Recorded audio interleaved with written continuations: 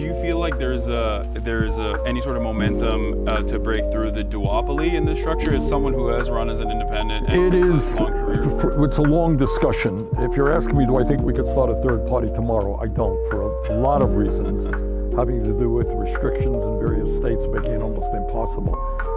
But I think what you're seeing is massive discontent with both the Republican Party and the Democratic Party. More and more people are looking for, I think, independent alternatives.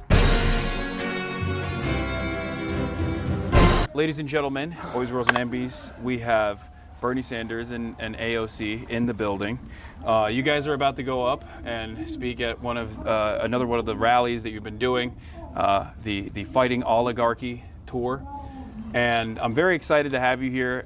Vegas, specifically for me, has a lot of importance because I always say it's like the last time that I felt really hopeful about the future of this country, because I was outdoor knocking for you along with the Chapo boys as well in the primaries. And we did pretty well, huh? Yeah, and everyone kept saying, oh, the Culinary Union is not going to vote, but the rank and file very clearly was swinging in your direction. And in spite of the media attacks, you obviously pulled through, and then COVID, and then all hell broke loose, obviously, and here we are.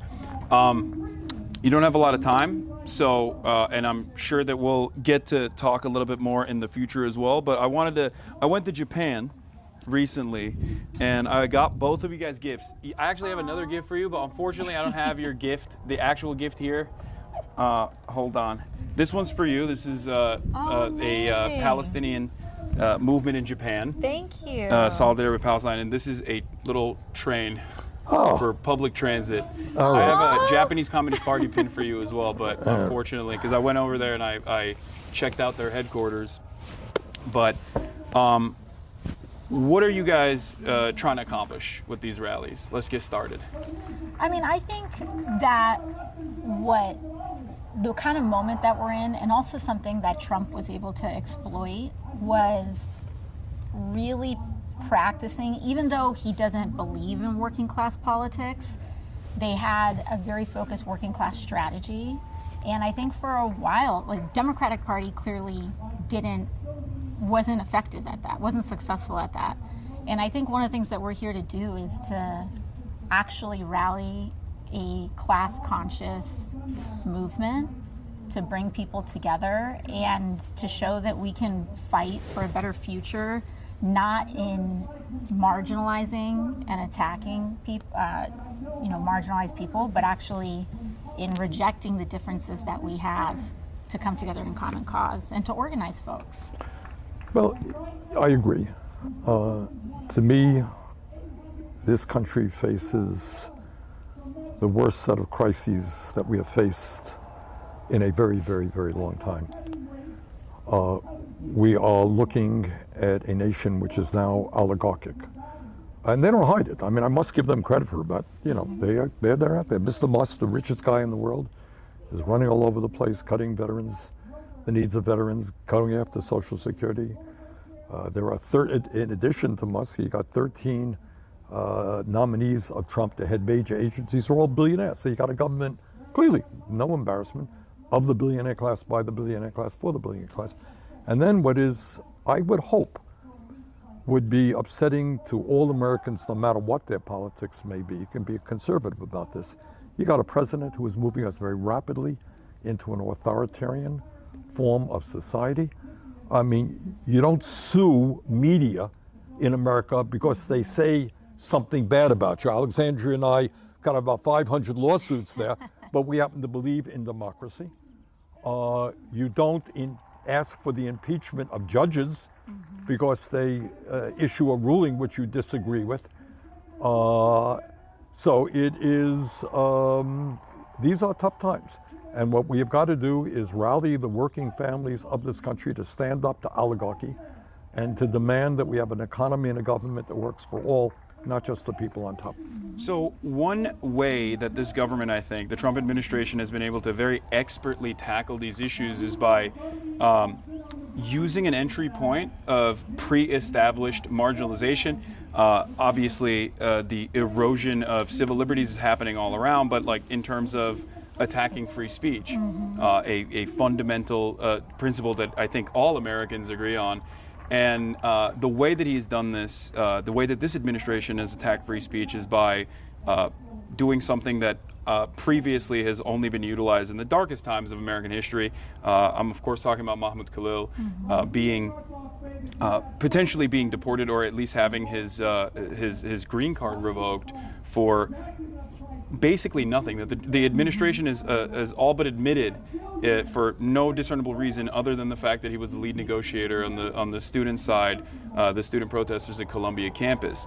On top of that, just like in Nazi Germany, the Trump administration is now trying to put up an academic receivership and take charge and take control over different institutions within Columbia, and I feel like this is a grave mistake. Do you feel like the Democrats have any sort of interest in fighting back against this? Regardless of what their opinion might be on Israel, the fact is that this is greatly going to expand, and it's simply just the entry point. Like the Palestine conversation is simply an entry point that has at least like some semblance of institutional backing. But it's obvious to me that they're going to go after a lot of other people, including but not limited to the French researcher, according to Le Monde, that was denied entry into the country because they looked through his phone and they found out that he had criticized Trump's elimination of grants. I think there actually is support for it because of the free speech grounds on it. Because of the free speech grounds, because when ICE came to try to pick up, in Mahmoud Khalil's case, when they tried to pick him up, they offered no warrant. These were unmarked people. There were no charges. And so you have Senator Durbin and Senate Judiciary, right, Bernie? I think he is the ranking member of the Judiciary. I believe they released a statement talking about how they want to move on this. But I also think that it goes without saying that there is still profound money and interest that remains dedicated on both sides of the aisle in trying to marginalize and also conflate criticism of Israel as anti-Semitism. Right. And we have to be very aware of that too. We have very limited time, and you guys have to. Do I need to? Sorry. You got no time. I'm going up. It's my cue. All right. Just Sorry, a minute or two. All right, perfect. Sorry. One question I actually wanted to ask you before we let you go is, you've also talked about. You've talked recently with the New York Times about what the future of the Democratic Party looks like and what maybe young enterprising individuals must do. And I believe I'm paraphrasing here, you said something along the lines of like running as an independent rather than utilizing the party for me, infrastructure. that's not a very radical concept because I am the longest serving independent in American congressional history, and I've always run as an independent. Look, I think the Democrats over the years deserve credit for the work they've done on women's rights, on gay rights, on civil rights in general, fighting bigotry. They deserve credit, and they've made progress. But I don't think anybody with a straight face can tell you that they've stood up for the working class of this country. And I think that's why so many working class people have drifted into the Republican Party, not because they believe in tax breaks for billionaires or they don't believe that climate change is real. It's they look at the Democrats and there's not much there. So what my view is people should think about running as they want. Progressive independents should run as progressive Democrats, but don't necessarily feel that you have to run within the Democratic Party.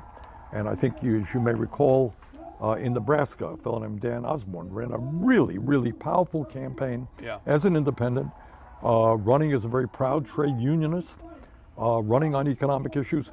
And he did extremely well, much better than anyone had anticipated. So that was my point, and I think it makes sense. Do you feel like there's any sort of momentum to break through the duopoly in this structure as someone who has run as an independent? It is. A long career? It's a long discussion. If you're asking me, do I think we could start a third party tomorrow? I don't, for a lot of reasons, having to do with restrictions in various states making it almost impossible. But I think what you're saying is massive discontent with both the Republican Party and the Democratic Party. More and more people are looking for, I think, independent alternatives. Yeah. Oh, you? Yeah. Okay. All right. Well, all right. Listen, great to see you. We'll hopefully do this again very soon. Okay. Take care. All right. We'll go over to the rally now. Chatters, that was Bernie Sanders and AOC. There was obviously a lot more discussion that I wanted to get to, but unfortunately, they literally are going up right now. So it was short. Hopefully, one of these days, when I have a little bit, or Bernie has a little bit more time, I'll be able to conduct a longer interview with both AOC and Bernie